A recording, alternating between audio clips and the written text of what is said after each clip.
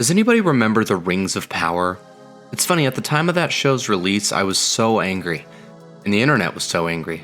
We all really came together as a fandom to let Amazon know how not okay we were with that show. I spent a lot of time thinking about that show and what Amazon did to Tolkien's legacy with that show. It consumed me. Yet here we are in 2024, and I can honestly say that I haven't really thought about the Rings of Power for the better part of a year. With all the nonsense that went along with that show, the actual content itself was so wildly forgettable that it's practically fallen out of memory for me. But recently there were some leaks about what would be going down in Season 2, and that fire inside me was reignited. So I decided to do this video, where I dove into what we know about Season 2 so far. And the funny thing is, we don't know that much. I mean, the leaks are awfully telling, and I'm personally inclined to believe them, but in terms of marketing or announcements from Amazon, precious little. It makes me smile, thinking about executives behind the scenes at Prime Video scrambling to clean up the mess they made, trying to decide how they're going to climb out of the hole they dug for themselves, how they're going to attempt to win back the fans, while we, the actual fans, just rewatch the trilogy for the umpteenth time and forget the Rings of Power ever happened. Sadly though, it did happen, and it's going to keep happening. See, Amazon is a multinational online retail company, tech company, digital streaming, AI, e-commerce, more stuff. Amazon doesn't need Rings of Power to succeed. They never did. It's not the same as, say, Warner Bros., where every DC flop brings them closer and closer to bankruptcy. Amazon will be fine. So instead of apologizing to fans, walking back their mistakes, trying again, it will likely double down. More money, more mystery boxes, keep them consuming our content. Yet given the lack of marketing and in large part radio silence in regards to Season 2, there's clearly stuff going on behind the scenes that they'd rather fans not be aware of. More fuel for the fire in their minds, I suppose. The fire that they started. Regardless, in the spirit of whatever, let's take a look at everything we know about Rings of Power Season 2 so far. Rings of Power continued filming for Season 2 amid the writer's strike, which ended in September. Likely because the whole damn show is written by agenda-driven executives, but for this reason the show is still slated to release in 2024, supposedly summer, with no marketing yet to speak of. I know this sounds like typical speculative crap, but this is an increasingly real problem, especially with big production companies, where executives dictate so much of what needs to happen during the show that the writers end up writing dialogue and hardly any actual story. The Hollywood Reporter, oddly enough, did an interesting bit on this in regards to the upcoming Daredevil show. From the article, quote, "The company eschewed the traditional TV making model. It didn't commission pilots, but instead shot entire 150 million plus seasons of TV on the fly. It didn't hire showrunners, but instead depended on film executives to run its series. And as Marvel does for its movies, it relied on post-production and reshoots to fix what wasn't working," end quote.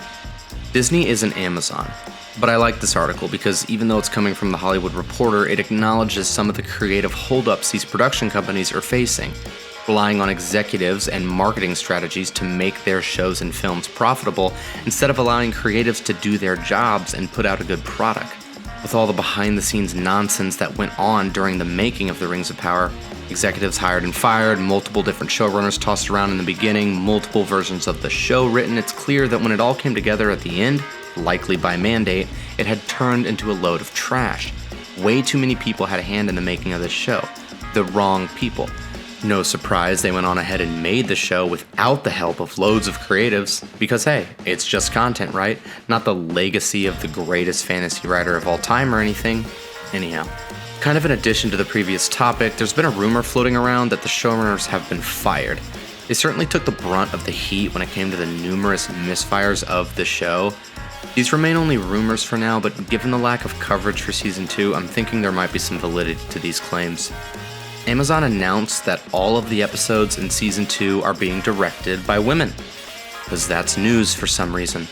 I'm so tired of this kind of stuff making headlines. It doesn't matter, nobody cares. It's stuff like this being put front and center for the sake of virtue signaling that led to a lot of the hate Rings of Power got in the first place. You probably already heard, but there were some pretty big leaks in regards to a number of plot points that are supposedly taking place in Season 2. They're coming from the OneRing.net in a piece titled, "New Rings of Power Rumors Tease Unhinged Season 2. The leaks have supposedly been, quote, corroborated fully by someone closer to the producers who shared more information, end quote. Take that for what you will.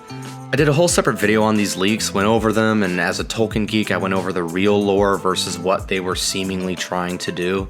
If you want to know more about them, watch this video here. They include, but are not limited to, Amazon getting the rights to the Silmarillion and doing an episode on the genesis of Arda and the music of the Ainur, Sauron's son, who didn't actually exist, Celeborn finally showing up, but it's actually Sauron in disguise, so that's hilarious. More simping for Galadriel, I suppose. An entire episode about the great horses, the Meros, and Gandalf meeting Shadowfax. You know, two characters who didn't even exist in the Second Age. An episode about Tom Bombadil, and way more. Check out that video if you want the full story. Sam Hazeldine is replacing Joseph Mawley as Adar.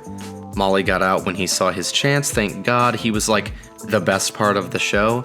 Not a good part by any means, but the best part. Certainly one of the only actors who took his job seriously and actually knew what he was doing. He doesn't need this crap, he's a real actor. And various other casting announcements that, let's be honest, nobody cares about. So yeah, there's like 2 actors playing Sauron now though, because we need that for some reason. And somebody's gonna have to be cast as Sauron's son, which is hilarious. And I guess Celebrimbor Sauron, so that makes 3 Saurons, army of Saurons. So yeah, not a lot going on with the Rings of Power Season 2, especially for a show that's supposedly gonna come out this summer. When you have a show where the reviews look like this, and the ratios on promotional material look like this, I'm not surprised they've dialed it back.